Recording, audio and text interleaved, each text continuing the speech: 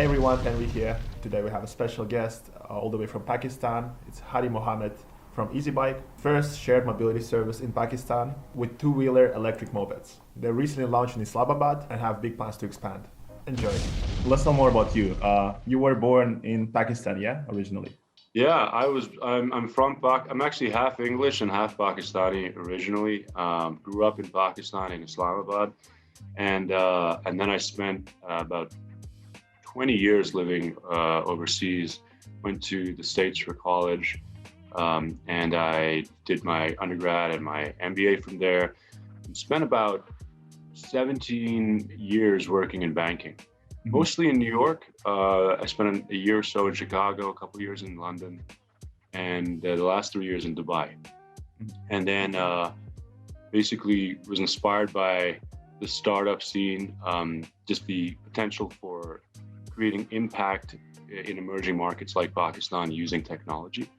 And I was really first exposed to startups as a banker. We raised capital for some leading US startups. Some of them were mobility startups. And that really started giving me exposure and understanding of how this can create change.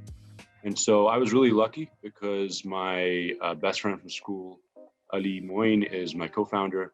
He's one of the brightest minds in tech in Pakistan. He's been building enterprise products for clients in the US for about 15 years, running companies here. He built his own company. And so I just had a fantastic partner who really understood the operations like technology in Pakistan. And so we decided to put together a mobility as a service startup. And all credit goes to Ali. He quit his career first and took the entrepreneurial leap. I joined him about a year later. And so we founded Roamer Technologies, which is a mobility as a service startup in Pakistan. Our first product was a car rental app. We launched the first car rental app in Pakistan about 2 years ago, and that's done very well. Grew the company about 30% month on month for 2 years, raised a small angel round. And, it's an interesting model. It's kind of a hybrid between ride hailing and car rentals. We thought that was an interesting use case for a place with a shortage of mobility assets where people don't own cars and bikes. And we were monitoring for a long time bike sharing and scooter sharing. And particularly with COVID, I think that kind of accelerated the process for us of trying to create something that was COVID friendly as well, if you will. And so that helped us to make a pivot in our strategy. And we decided to launch this in about 2 weeks. So very early days, but very, very encouraging initial signs. And we're excited to be doing it. Yeah, that's really great because it really seems that you and Ali are really like complementing each other because he's like more the tech and IT part and you're like the more business side of things as well. Yeah, we make a good team, I think. And it helps that, we've known each other since we were children. So you have that kind of rapport and understanding and ability to get through things. Then going back a bit, when you were studying together in the school, because you kind of split up, you were chasing more the business career and like he's going for more IT things. What kind of pushed you to choose that side for things? I had a couple of relatives who were bankers, but it just kind of came together that way. When I was in college, I did a couple of internships at banks in the States, and I chose business degree. It seemed like a good space. I kind of enjoyed the idea of business, and so I did a business economics undergraduate degree. Ali did MIS and accounting in his degree. So we both went to the States for college, and then both worked after college there a few years. I stayed on. He came back and built a company here and ran it. So it just kind of worked out the way. I think sometimes in careers, sometimes people have it figured out and other times you just kind of fall into it. So for me, it was just, it seemed like an interesting thing. There was upside potential. I was learning, I was enjoying it. And so that kept me going for quite a long time in banking. Your internship is pretty interesting because you had like a short internship at the Citigroup and then in 17 years, you come back there being the director. It's pretty cool. Yeah, that's right. I think, it's funny. I mean, Citi's got a great presence here in the emerging markets. And so they were a good place to do an internship, but it was definitely a very different experience than when I went in and joined in Dubai. Citigroup also has this City Bikes scheme. Did that also affect you in some ways? No, honestly speaking, that's kind of just coincidental. I don't think really that was something that I was it wasn't something I was at all involved with, first of all, when I was at Citibank. But when I was working at another bank in New York, City Bikes was getting started and expanding. So I kind of witnessed that and used it actually a few times. But I mean, we could talk about models. I always felt like the free float or dockless model just makes so much more sense in terms of usability and convenience for users. I mean, the amount of capex you have to spend to put enough docks in a city is just makes it non-viable. So I always thought of those as more of like publicity stunts where municipal authorities were bringing in operators. I heard the stories about how various operators of those types of docked bike sharing models were struggling financially. And so it was never really something that appealed to me very much. I kind of, to be honest, I think about bike sharing and scooter sharing. I think of them as kind of two distinct industries between developed markets and developing markets. Because, in Western Europe, for example, you have, very well developed, very efficient public transportation systems. And so bike sharing is a nice to have, if you will. And I think the environmental benefits are fantastic if they're electric. And I know there's a tremendous awareness of that in Europe. And so I think that's very helpful in getting these to take root. In emerging markets like Pakistan, it's a very different ballgame. You've got, in Pakistan, for example, you have 220 million people, 90% of whom do not own a vehicle of any kind. Public transport is very limited.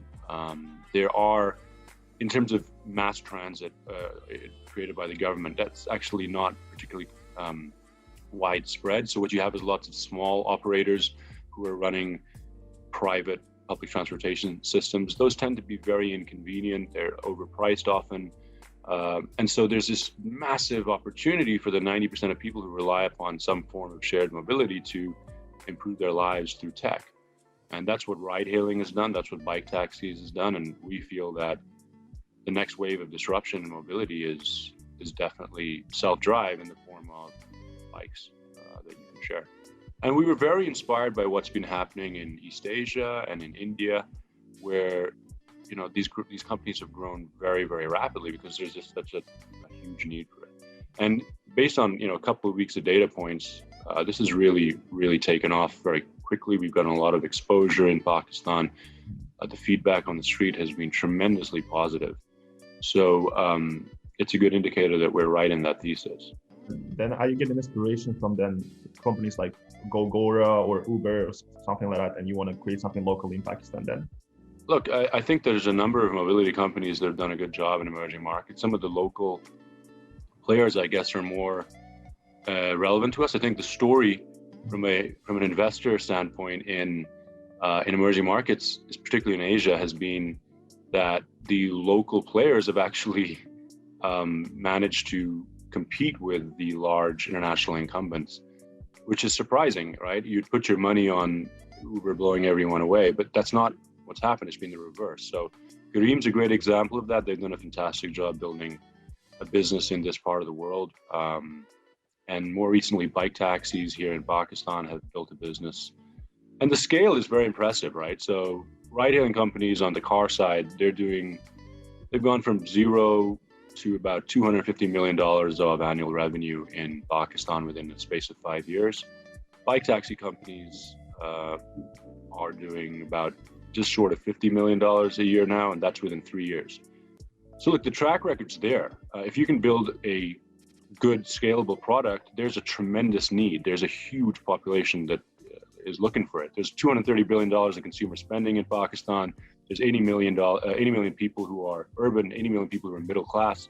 There's 86 million 3G, 4G subscribers, and that's adding 1 million a month. So the demographics are astounding. I think if you can create something that adds value to people's lives, what we've seen in the last few years is that there's tremendous scalability and there's tremendous upside potential. And that's what we're trying to do. Is we think fundamentally, having run a hybrid between ride-hailing and rentals for quite some time, we believe what's wrong with ride-hailing, and this is not to take anything away from the companies that have built these products, but what's fundamentally wrong with it is the unit economics just don't work.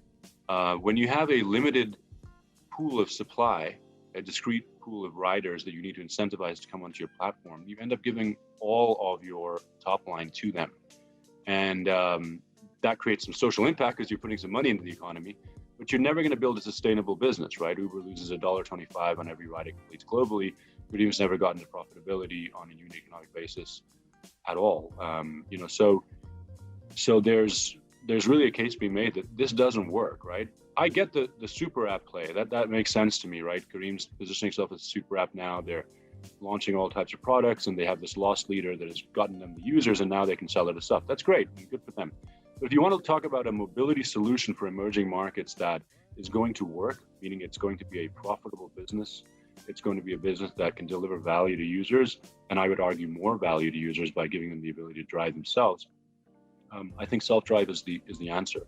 And so within that, then you sort of pick, how do you approach that? Do you go with cars? Do you go with bikes? Do you go with scooters? What do you go with? We wanted to go with as simple and small and cheaper product as possible, because that's the need of the hour for the majority of the lower middle income people that we're targeting. They're the people who are excluded from ride hailing because it's too expensive, and it's too expensive because there's a driver. And women, the bike taxis, this is a conservative country, so bike taxis don't cater to women basically in Pakistan. So there's that large percentage of the population that we seek to empower, and there's tremendous social benefits from that by giving them the ability to get to their jobs or the universities on their own. And that's something that's taking hold in Pakistan. That's becoming a trend. So we'd like to facilitate that with our bikes. And then so the last question then arises, okay, fine, if you're doing two-wheelers, are you going to do motorbikes, which contribute, I think, around 60 or 70% of the air pollution rates in Pakistan, or do you go green? And so we're on the cusp of an electric vehicle revolution globally. We're on the cusp of it in Pakistan. There's a need in places like Pakistan. Technological advancements are making electric vehicles more and more efficient. And we think that there's an opportunity to push forward the adoption of electric vehicles in an emerging market like this through a sharing mechanism, and build out the infrastructure for charging, et cetera, ourselves. And it'll have tremendous impact on the air pollution rates, which are rapidly increasing in places like this. And yeah, I think it would be a wonderful thing to be able to do for the society beyond any financial gain. But I want to make clear, we're not a not-for-profit. We're not a company that's just seeking to create social impact. I fundamentally believe, and this is probably from being a banker for 17 years, you have to have a bottom line. Your business has to be viable, right? And if you can create jobs and you can create social impact, like delivering value to people, that's great. You should make money doing it, because that'll ensure that it's a viable enterprise that's going to scale and you'll have the maximum impact. So yeah, I think if you can make sure they work together, you can deliver environmental benefits, social benefits, and have a bottom line that makes sense. That's fantastic. I think that's one of the best revolutions you can bring about in mobility in emerging markets. We're tremendously excited by it because it's a massive opportunity. Yeah, it's definitely an impactful business. And as you're saying, as an experienced banker, because with the whole self-driven mobility, the whole business model is still kind of not cracked yet worldwide. So what's your opinion about that? I mean, like with any new model, there needs to be a lot of work done as people go in and be guinea pigs. They'll learn about what the general issues are that you face in this type of a business. And then there will be nuances for each region. So I think that, it's not necessarily true that what will work in the US or Western Europe is going to be applicable in India or Pakistan or whatever. So it's a learning process. I think each of us has to go through it. That makes it more challenging because you're sort of inventing the wheel, if you will.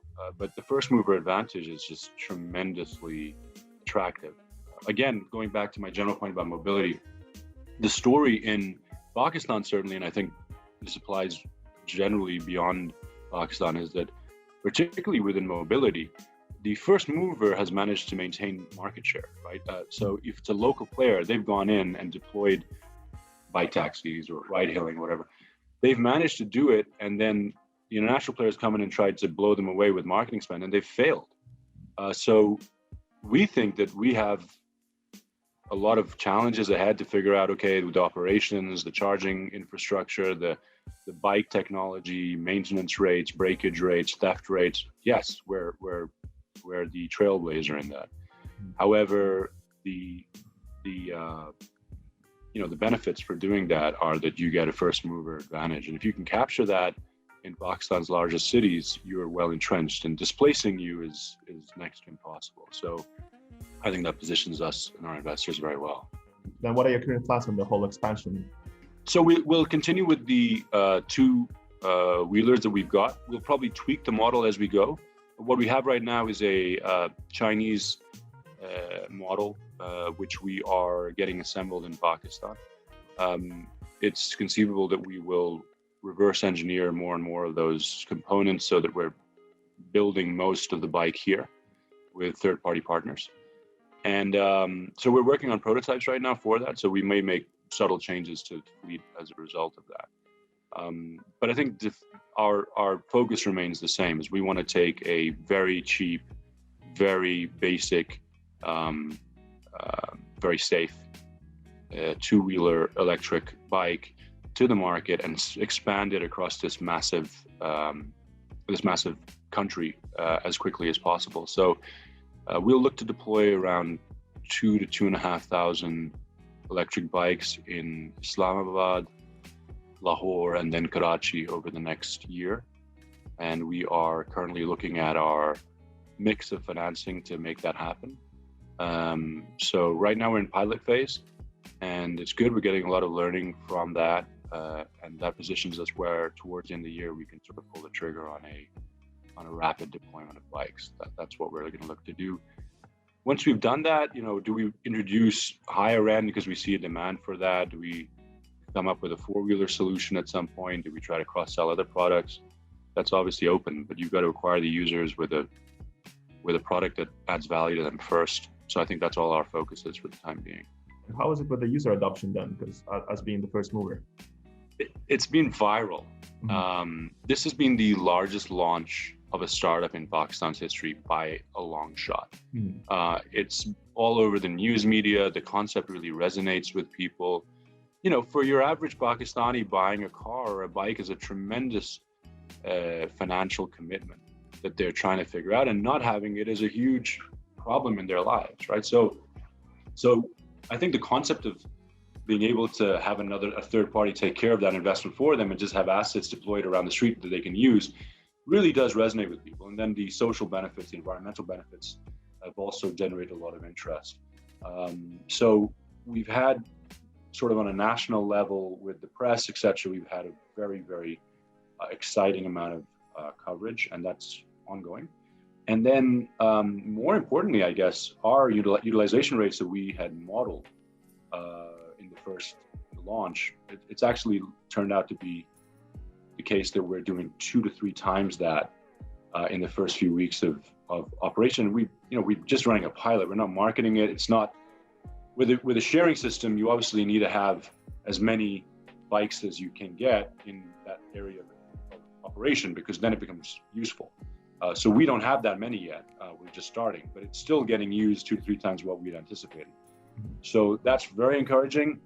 And within a week, I think we got about 15,000 downloads. We're ranked number 4 on the App Store in transportation. So it's just been viral. And it underlines to me the need to really rapidly grow this. So we are looking at our expansion plans, looking at our fundraising targets and plans, and I guess adjusting them to make sure that we're capturing the opportunity as effectively as we can. I guess your experience as well, like worldwide, possibly helps with attracting investments. Yeah, look, I think startups oftentimes, are focused on the product, which is really understandable. And that's such a huge piece of it. As I was mentioning, in our case, my co-founder, Ali Moeen, is just a rock star. So the fact that we've got a leader who can build a team and build products that are extremely effective is the basic. That's the foundation. Like you can't do this without that. So I'm not discounting that at all, because this is complex. Both the software and the hardware is complex. So the fact that we've got that, and we've got a fantastic product, we've got excellent analytics, is huge. But beyond that, you also need to understand how finance works. And I think a lot of times, because startup founders are focused on that product and their backgrounds are from that product world, whether it's technology or ops or whatever, they oftentimes miss that. So all of us have to learn it. I mean, it's not that, if someone's going to bank it and they know everything about this specific sub-industry within venture capital in emerging markets. So there's definitely a learning process for myself and everyone else. But having a basic understanding of how investors work and having a bit of a network is obviously very helpful. And that's helped us thus far, and hopefully will continue to as we go forward. What made you actually leave the comfortable life in Dubai as a director in the City Group and to go back to Pakistan and join the startup? Honestly, it had been a huge dream of mine for a long time. So it was just a very gradual process that I was able to execute that. But to me, look, banking has been very kind. It's a great business, and it's a great place to learn, I think is what I'd say. So it's very tempting, especially Dubai is a very nice place, so you really have a comfortable life. But look, it's just, to me, it's just the opportunity to have an impact. I wanted to do something that was more aggressive in terms of the goals, and I wanted to take a risk. And so that's what I did, and I'm tremendously excited to have done it. It's very, very rewarding to run your own business. It's very difficult, but I enjoy every second of it, and it's a very different experience than you have as a banker. So I love it. I think you've got to think it through, make sure your goals are practicable, or they are reasonable, and there's a congruence between what you want to do and the way your situation. But to the extent there is, I think nothing could be better than giving it a shot, because you'll never know otherwise, right? So I've always been driven by that entrepreneurial kind of I guess streak, and so it took a long time to execute it, but I'm very, very excited to be doing it. And what was like feeding your entrepreneurial experience all this time? Like, were you like reading some books about it? Were you watching some videos and stuff? No, I don't think I'm very good with that. I think it's probably just as a banker working with different businesses and seeing how they've grown, getting exposure to that firsthand, getting the opportunity to be in the room with some amazing entrepreneurs and learning from them, and seeing those stories have personally resonated with me quite a lot. Overall, just the opportunity in Pakistan, seeing what was out there and kind of tracking that, that was very inspiring for me. What kind of advice you can give to the people who are like working on a normal job in a way at the moment and really want to go into entrepreneurial as well, just like you did? Yeah, look, everybody's different, so I don't think that there's like a one cookie cutter kind of advice that anybody can get. But I personally tend to really like the Jack Ma philosophy, which is, go and get some experience for a solid 10 years and learn a product, right? Whatever it is, whatever industry it is, work for someone so that you become a skilled professional. I'm sure there are people who at the age of, there are obviously people who at the age of 22 can build billion-dollar companies, that we know of them, but it's very exceptional, right? So personally, I think that I benefited a lot from spending quite a long time in banking and learning how finance works, learning how businesses work, and maturity. So my advice to people is, if you're looking at that, absolutely go for it. I think personally, I've never been particularly inclined towards just going with the safe option. I think that, what inspired me? Jim Carrey inspired me. He told the story of his father at a convention where he I think it was like a graduation ceremony, where he said that his father was an accountant, and he was actually a very good comedian, but he decided to go for accounting because it was the safe option. And then he got laid off, and the family fell on really, really hard times, and Jim Carrey grew up desperately poor. And so what Jim Carrey said was, my father taught me a lot of very good lessons, but probably the most important one was that you can fail at what you don't want to do, so you might as well try to do what you can do.